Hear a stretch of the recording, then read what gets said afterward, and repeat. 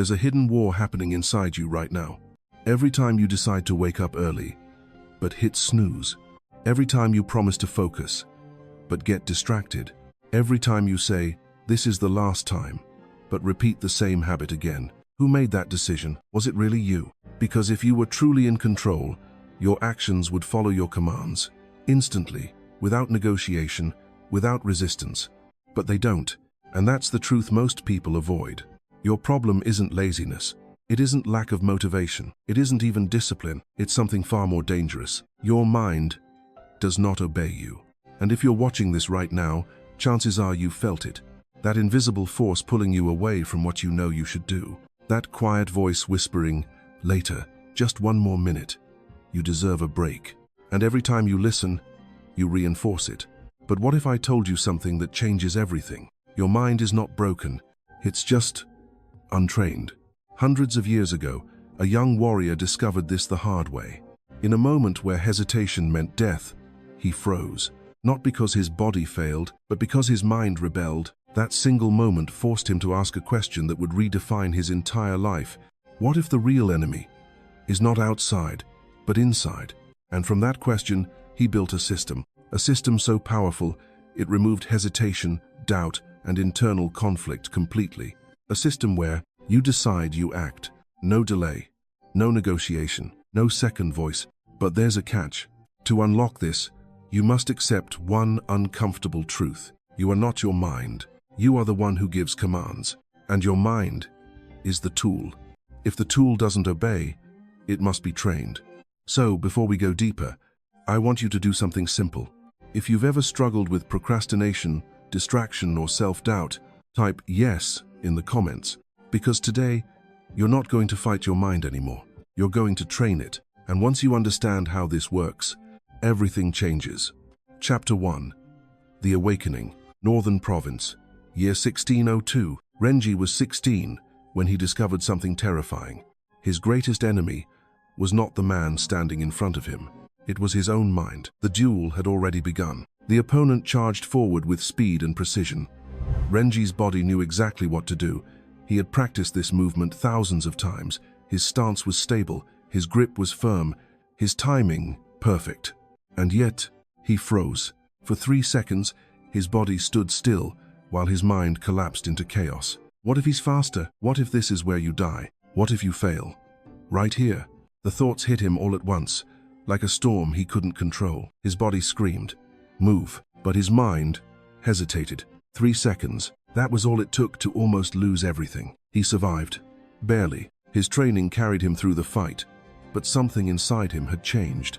That night, sitting alone under dim candlelight, Renji replayed the moment again and again. Not the strike, not the technique, the hesitation. "I trained my body for years," he whispered.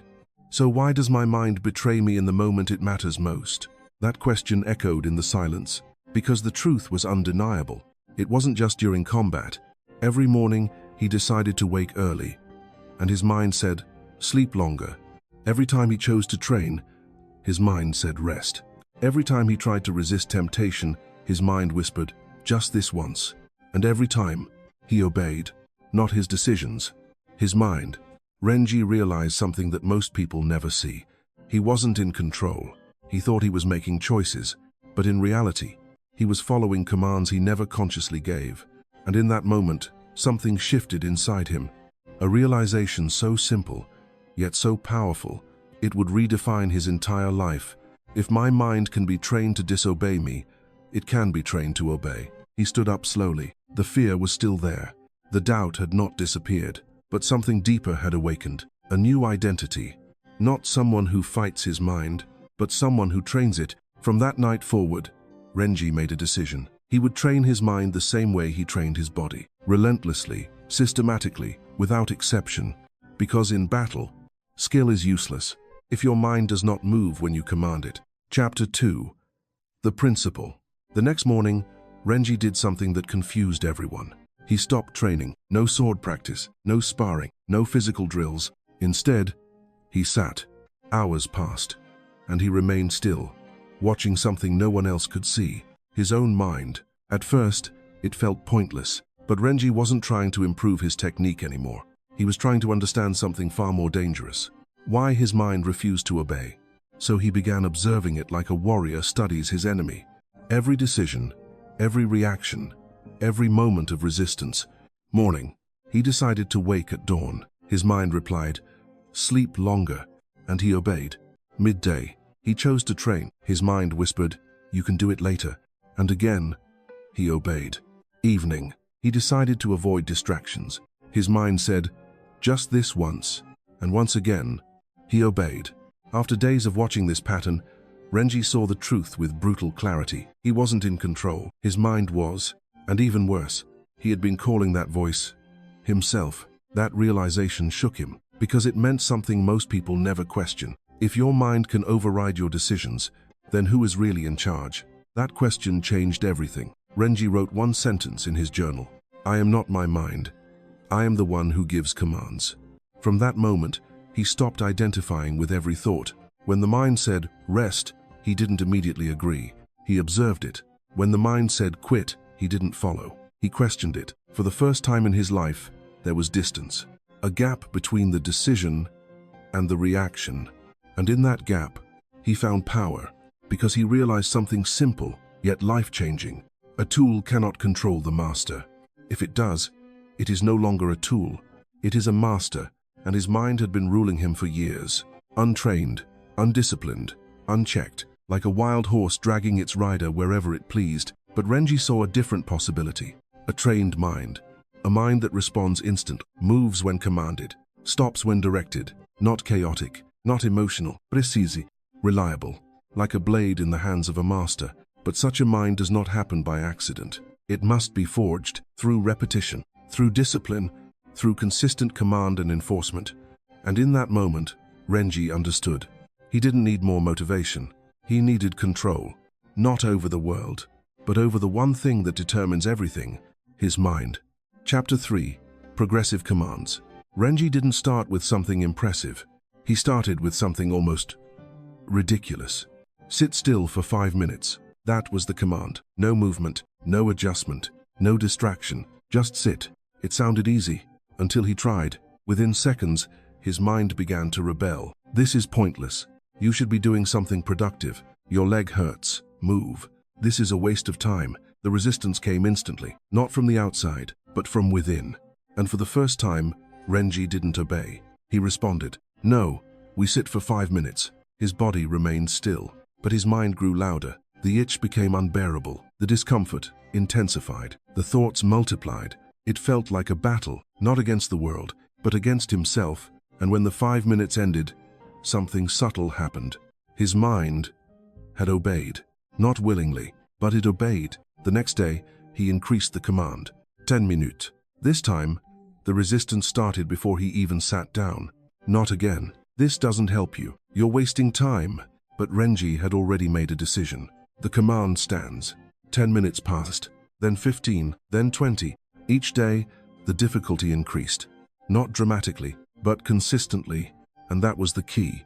He wasn't trying to dominate his mind in one moment. He was training it, gradually, systematically, relentlessly. Week 2, the commands evolved. Focus on this text for 20 minutes.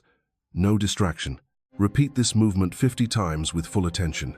Complete this task without stopping. Every time his mind resisted, he enforced the command. And when he failed, he didn't ignore it. He multiplied it. Failed once, repeat it 10 times. Missed focus? Start over. Hesitated? Do it again.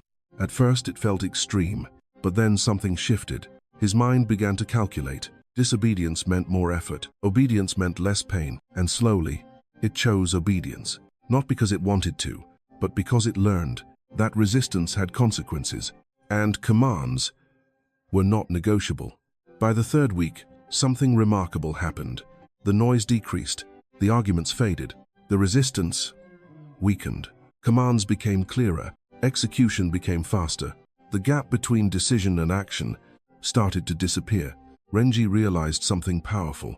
Your mind is not changed by motivation. It is shaped by repetition. Every command you enforce builds authority. Every command you ignore destroys it.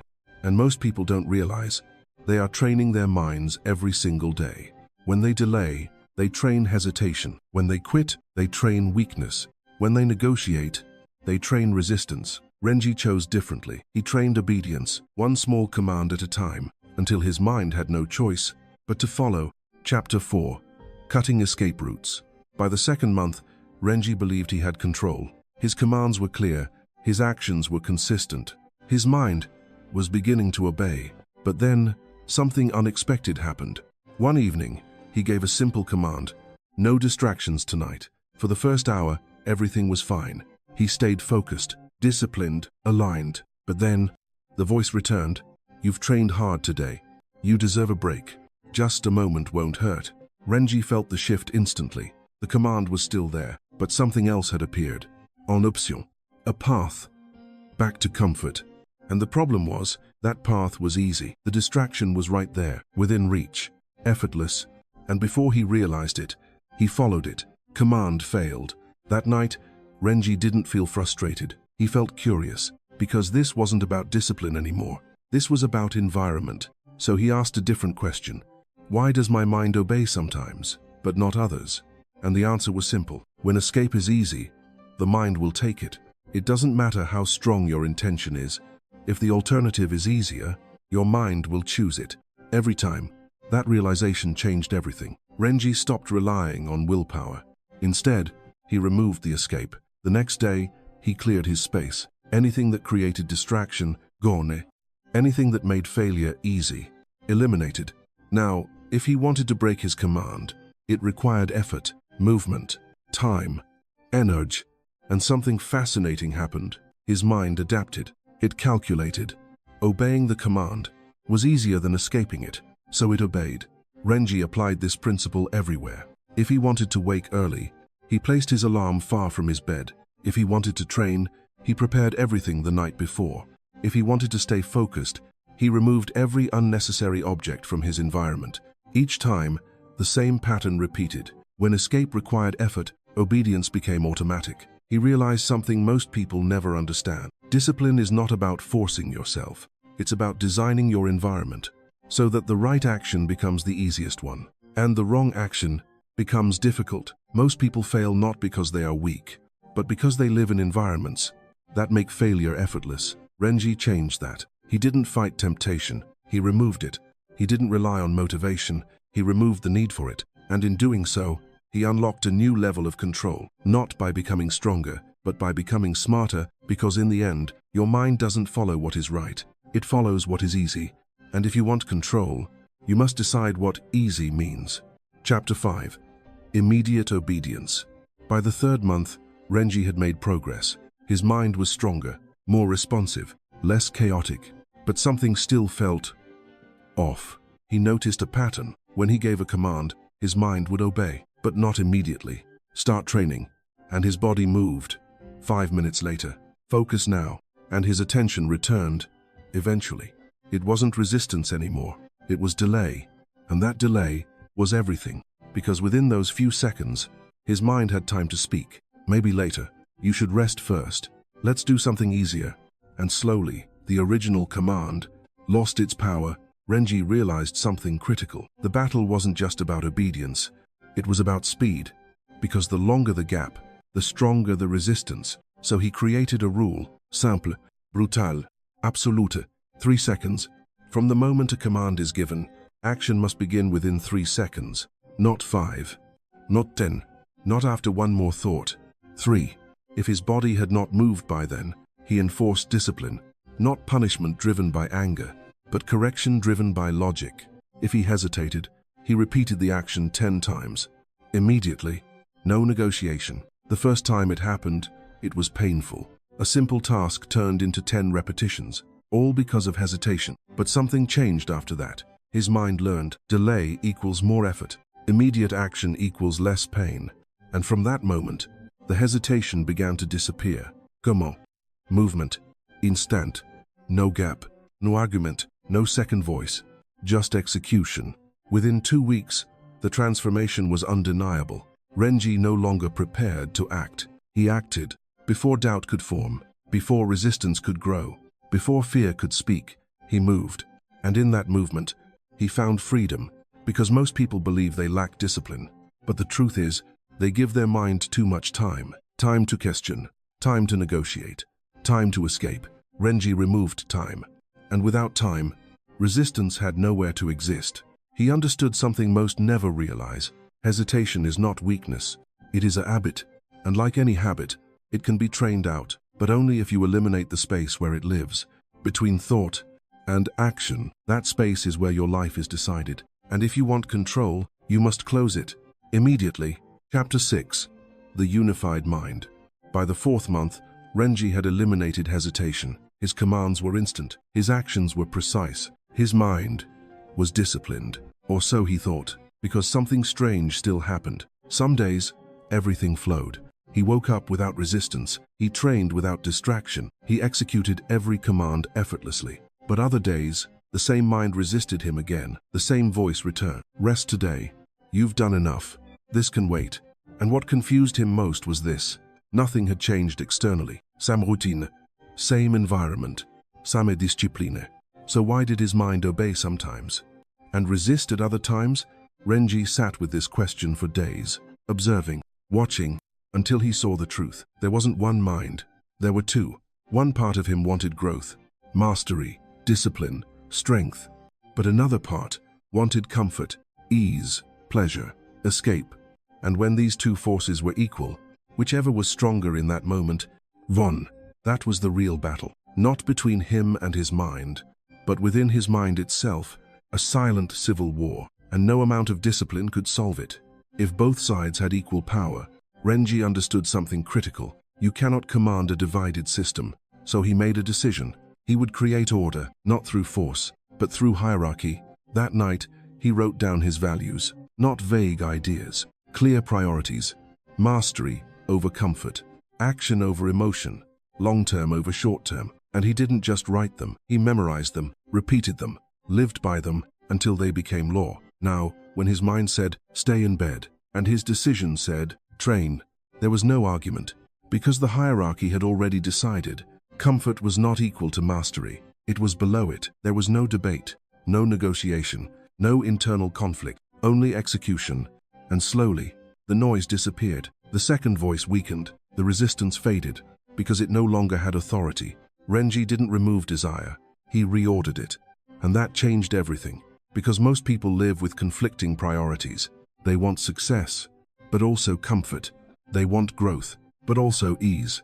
And when both feel equally important, they stay stuck, forever negotiating, forever divided. Renji ended that. He didn't try to feel motivated. He chose what mattered most. And once that choice was absolute, everything else aligned. His mind stopped fighting itself, because it finally knew who was in charge. And in that unity, he found something more powerful than discipline, clarity. Because when your mind is unified, action becomes natural, not forced, not delayed, but inevitable. And that is the moment you stop controlling your mind and start becoming it. Chapter 7. The Transformation. 1 year later, people started noticing, not his technique, not his strength, something else, something harder to explain. You've changed, one of the warriors said. Renji didn't respond immediately. He simply looked at him, calm, present, unshaken. What do you mean? He asked. The man hesitated. It's like you don't struggle anymore. Another stepped forward. You decide something, and you just do it. No hesitation. No second guessing. No internal fight. Renji listened. Because once, that was exactly how he used to live. Every decision followed by doubt. Every action delayed by thought. Every goal weakened by resistance. A constant war inside his own mind. But now, that war was gone. Not because he had become stronger, but because he had become aligned. I used to fight my mind every day, Renji said quietly. I thought discipline meant forcing myself to act. He paused.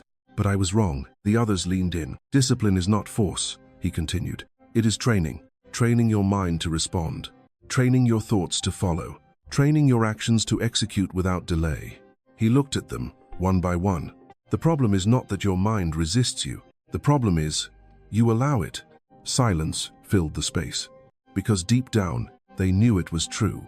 Every time they delayed, they trained hesitation. Every time they avoided discomfort, they trained weakness. Every time they listened to that second voice, they made it stronger. Renji stepped back. For a year, I trained one thing, not my body, not my technique, my mind. And now, he took a slow breath. It obeys. No arrogance, no pride, just fact. The difference was undeniable. While others hesitated, he moved. While others doubted, he executed. While others negotiated, he decided. And in that difference, his entire life changed. Because success was no longer a matter of effort, it was a matter of response. Comment? Action, done. And the most powerful part? It wasn't talent. It wasn't genetics. It wasn't luck. It was training, available to anyone who is willing to stop negotiating and start commanding. Chapter 8. The Truth About Control. Most people will hear this story and think Renji was different, stronger, more disciplined, more gifted. But they're wrong, because the truth is much simpler. Renji didn't change his mind overnight. He trained it. Every moment became a training session. Every decision, a comment. Every reaction, a result. When he delayed, he corrected it. When he hesitated, he enforced action.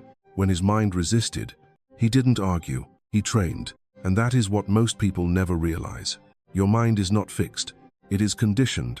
Every time you ignore your own command, you train disobedience. Every time you follow through, you train control. Every time you negotiate, you weaken authority. Every time you act, you strengthen it. You are always training your mind. The only question is, what are you training it to do? Because by the time most people reach adulthood, they have run thousands of repetitions, not of discipline, but of hesitation, of delay, of giving in. And then they wonder why their mind doesn't listen. Renji understood this, and he made a choice most people avoid. He stopped negotiating completely. No more later, no more just this once, no more internal debate, only commands, only action, only execution. And over time, something extraordinary happened. His mind stopped resisting, not because it became weaker, but because it became aligned, trained, responsive, like a blade that moves exactly when commanded. And that is the real secret. Not motivation, not willpower, training, relentless, consistent, unforgiving training. Because in the end, your life is not controlled by your intentions. It is controlled by your responses. What you do after you decide. So here's the question, right now, in this moment, what is one command you've been delaying? Not tomorrow, not later. Now, decide it, and then act. Within 3 seconds, no hesitation, no negotiation, because this is where everything begins. Not in thinking, not in planning, in action. And if you're ready to take control of your mind, type 1 in the comment. Make it public, make it real, because the moment you declare it, you begin training. And remember, you are not fighting your mind, you are shaping it, command by command, action by action, until one day, it obeys you completely.